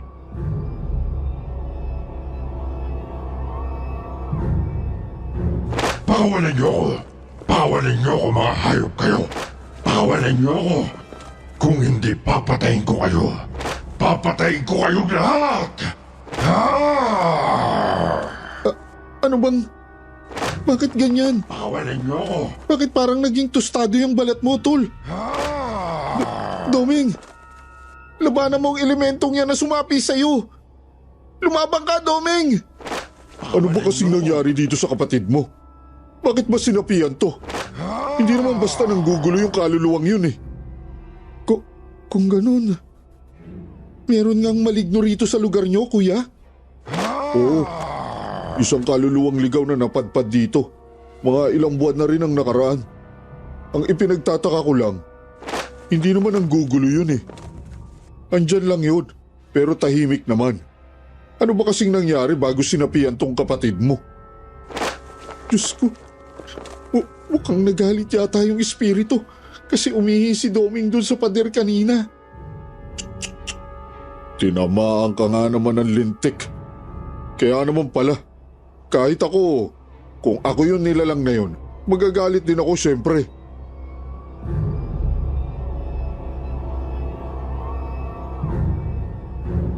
Nagpatuloy na nagpumiglas si Doming sa loob ng jeep, Sir Wilmore.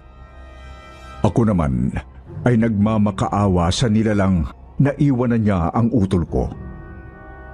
Subalit, matigas talaga ang itim na elementong yon. Matindi talaga ang galit niya sa ginawa ni Doming. Mga kalahating oras pa, may dumating na ring isang pare at may kasamang iilang tagasimbahan. Sinabi ng pare na mas mainam kung dadalhin namin si Doming sa simbahan mismo upang mapalayas ang masamang espiritu. Mabuti na lang at pumayag naman ang may-ari ng jeep na pinaglagyan kay Doming. Siya na lang daw ang maghahatid sa amin. Basta ba, bayaran ko lang. Pakawalan niyo ako. Huwag kang lumapit sa akin, hangal na pare. Lumayas kayo. Magsilayas kayo kung ayaw nung mamatay. Papatayin ko kayo. Papatayin ko kayo. Kuya, alis na kami. Salamat sa tulong. Walang anuman. Basta, kapag natauhan na yung utol mo, pagsabihan mo, matuto ka mong rumispeto at lumugar. Kukutusan ko talaga tong mokong na to eh. Sige po kuya, alis na kami.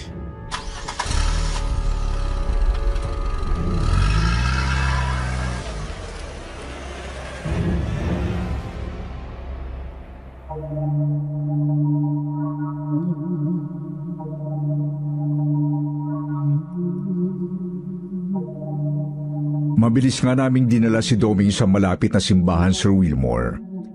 Kabadong-kabado na ako noon kasi iniisip kong baka bigla talagang matusta ang katawan ng kapatid ko. Mabuti na lang at matagumpay naman po ang ginawang eksorsismo ng pare at nawala na rin ang pagbabago sa balat ng utol ko. Nanghihina siya ng magising pero nakarecover din naman makalipas ang halos isang araw.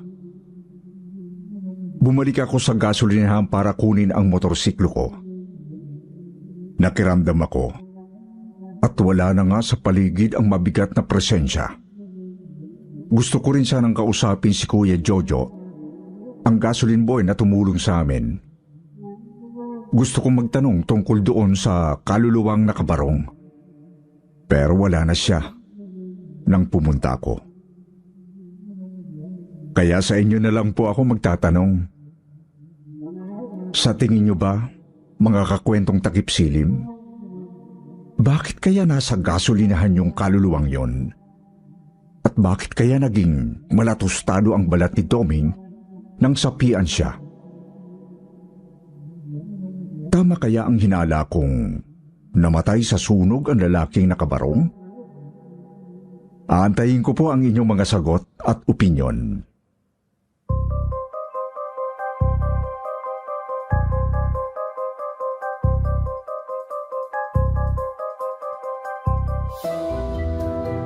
Dadako na tayo sa paborito ninyong shoutout portion. Shoutout going out to Mitch Sitniconi, Nancy Viena, Reggie Crisostomo, Carmelita Mabanag, Chara Cuenca, Jami 11, Ruby Basagan, Joe Burt, Shen Moto, Desamay. Magbabasa naman tayo ng pinakamagandang comment galing kay Nancy Viana at Lara Malto. Sabi ni Nancy, pa-shoutout naman po. Always listening and abangers. Kahit anong oras at may bago, hindi ko po pinalalagpas.